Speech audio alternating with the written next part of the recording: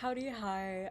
So it has been a while, and it's because I've just been really busy. Four has really been finishing up our fundraising, and I am so sorry for the amount of noise, because right now I'm in San Francisco for AGU. I am not going there. My boyfriend is. I have no A's or G's or U's, but nevertheless, city noise, and I apologize. So I'm sick. I'm not feeling good. Boo. But I did want to take like a 5 to 10 minute little discussion about EAC, effective accelerationism. And I wanted to give a little bit of my unsolicited opinion that nobody asked me for, but that I'm going to share anyways because that's what everybody on the internet does. So, EAC.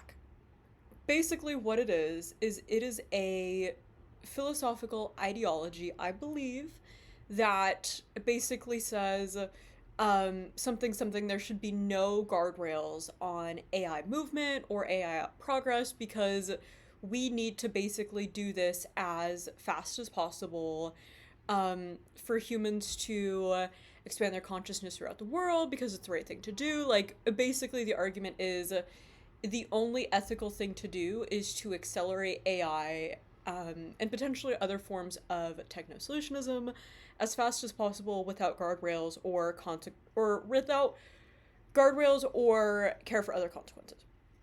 And so I have thoughts on this. And pretty much as you can imagine, I think we should be very cautiously optimistic about it. Actually, I'm going to reword that. I don't think you should be an effective accelerationist without doing a lot of due diligence and without doing a lot of research. And all of the people who I know who are effective accelerationists are people who have not necessarily been hurt by technological progress backfiring on them. Like, I don't know any women who are in effective accelerationism. I'm just gonna call it EOC. And unsurprisingly, a lot of women are the people who are being targeted with deep fakes and other forms of harassment from these AI models. And so pretty much like I will give a little bit of context through the lens of which I see it. If you're new here, my name is Amanda. I am CTO of one startup, and then I run another nonprofit, and that nonprofit basically builds user safety critical software. And so what that means is we build software for situations where people don't get a lot of help or there's not a lot of other options in the market, and we build very specialized solutions for these niche issues. So, for example, like a security system for abuse survivors. More recently, like a online digital resource database for people who are going through like the hardest things in their lives. So these are pieces of software that are designed to be really niche but really highly impactful for the people who use them. And I started building the software when I was 13. I came out with my first app called Anxiety Helper, and pretty much like my warning comes from a place of I tried EAC within my own field, which is the nonprofit industry, and it went not very well. And there was a lot of things that I did as a leader and as a person because I was moving so fast that I didn't realize the implications of. And I think the biggest issue with EAC is there's always going to be consequences, and the people who are deciding what the consequences are not the people who will be facing the consequences. And so I struggle with the idea that a select group of Silicon Valley elites who have prominent financial stakes in these generative AI companies taking off. Mark Andressian is a big one. He's also invested in CivitAI, which is a company that has had historically no guardrails on their models, unlike other machine learning models, and they recently were the subject of a 404 media investigation where it was found out that people were generating child pornography with their models. Yeehaw, right? So it's like, I think, I think the origins of EAC are they make sense, right? Like, people love the tech industry because it's about doing stuff and it's about doing it fast and it's doing it at a really high scale. And I feel like a lot of people feel like government regulation or any intervention is very bureaucratic, and they go to tech to escape bureaucracy, and they go to tech to escape these things that they see as weighing them down. But as someone who does work with populations, like my particular fears, I'm really worried about generative AI being used to target abuse victims, specifically by their abusers.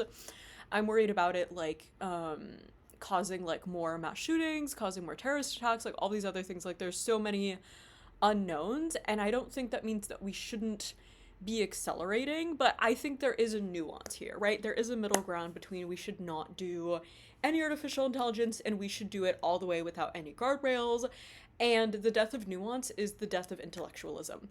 So I would advise you guys to, if you are in EAC, I would say I understand. I totally get it. I myself definitely understand the appeal, but I myself have made a lot of mistakes when building for users that I really wish that I could take back. And those have been some of the most haunting moments of my life. And it was because I was chasing the guys under EAC, where I was like, any consequences because I'm trying to help people are just justified because, you know, the end result is like, I think this will help more people than it hurts. But realistically, like, I think also in the tech industry, we have this issue where we see users as numbers and not necessarily people and lives that have been impacted.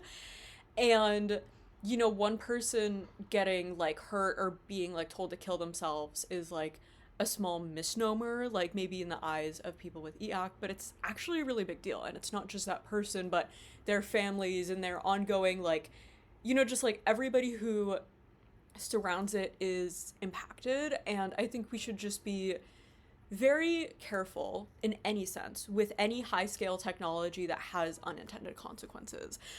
You know, if this was like a more low scale thing, it would be a little bit different, but stuff should happen at scale. Like any DevOps person who's ever done any form of like sysadmin or any form of like basic software infrastructure can tell you that, you know, you think everything is fine and then you push it to scale and you're like, what the fuck is going on? And scale is usually, especially in startups, where a lot of things break and a lot of things become known. And AI, as we've seen with ChatGPT, has already become such a dominant presence in people's minds, especially with ChatGPT. I made a video where ChatGPT was telling people that I made an app that I didn't. And so I would just caution you all to realistically think through the fact that like the people who will experience these consequences are people. They're not just users. And we as people who have access to such amazing tools and amazing resources are making the decisions on behalf of a lot of people. And venture capital firms and the people who run them have a very direct financial stake and a very direct financial impact in making sure that you do stuff as fast as possible so they get as much money as possible, and so that they can, you know, fuck off to VC land or wherever they go. So I would just encourage you all to be a little bit more critical of the movement, a little bit more critical of the impacts that it would have in your lives, and to just, I don't know, I don't want to say like don't do it and it's a stupid idea, because I feel like that's infantilizing, and people who are into EAC obviously really care about humanity and they care about helping people.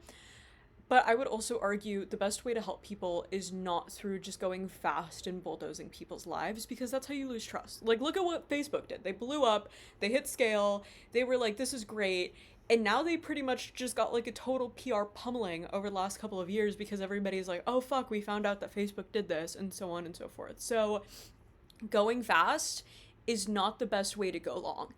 And if we're trying to help people and if we're trying to change people's lives, we should be focusing on longevity. We should be focusing on sustainability. And that's something that I've really had to internalize as a leader of my nonprofit, is we were building stuff, we were shipping it out, and I was like, the way we're doing this is not sustainable. Like, we're not scaling accessibility, we're not scaling privacy, and that's really what our users need and what our users care about.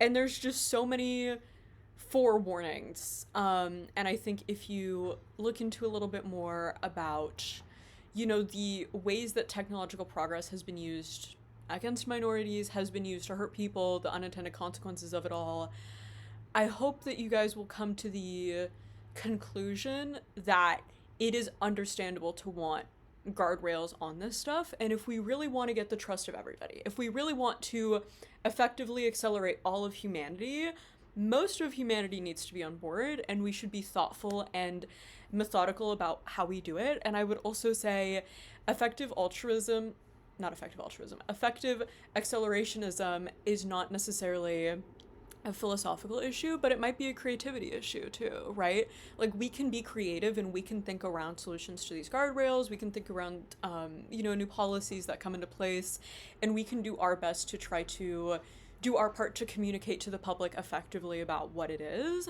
But I would say, don't think of it as like, I would say don't think of guardrails as a hindrance or as an encumbrance, because there are legitimate reasons to want some sort of, boundaries or, guardrails in place. But I would advise you to think of them more as creative things to engineer your way out of, the true hacker mindset, as opposed to things to just like throw your thumbs down at and say, ooh, this sucks, like so on and so forth. So that is my little ramble. I hope you don't take it personally, and I hope you at least hear me out and listen to me. I have personally been the subject of a lot of like technological abuse myself, just from a previous abuser, and I am one of the few people who I know who has been on the other side of it. And a lot of the proponents I see of EAC are incredibly smart people. They're incredibly thoughtful people. They're people who really want to make a change and really want to make a difference.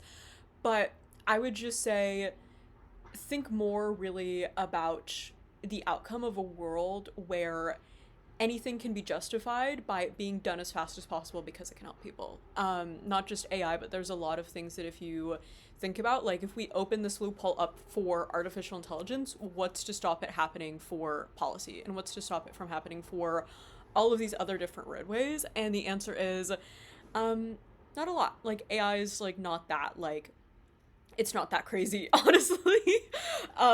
So yeah, I don't know, just think for yourselves, form your own opinions. Don't agree with stuff just because the founders of your favorite Silicon Valley companies or venture capital firms do. They're contrarian, and maybe you should be contrarian in your own way and not in the ways that everybody else is. So do your research, think about it. I would encourage you guys to follow also like more critical views of the tech industry, which I myself use to keep myself in check. Like, I love Paris Marx, I love 404 Media, I used to love Motherboard from Vice. So there's a lot of outlets who are doing really incredible reporting work specifically on this, and they're definitely a place that I would look into it just to get started. But long story short, I think it's very admirable, the end philosophical ideology of EAC, but I just don't think that it's the best way to get people there. So think for yourselves, stay safe, take care of yourself, don't trust the government, and don't trust everything that Silicon Valley people say to you. Bye!